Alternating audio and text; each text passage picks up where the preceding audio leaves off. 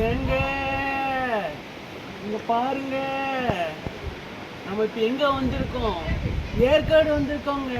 இந்த கிளைமேட்டா ஐயோ சில்லுன்னு ஐஸ் கட்டி மாதிரி இருக்குதுங்க. எங்க நம்ம இப்ப ஏற்காட்டுக்கு வந்தா எங்க தங்கலாம்? வாங்க பார்க்கலாம்.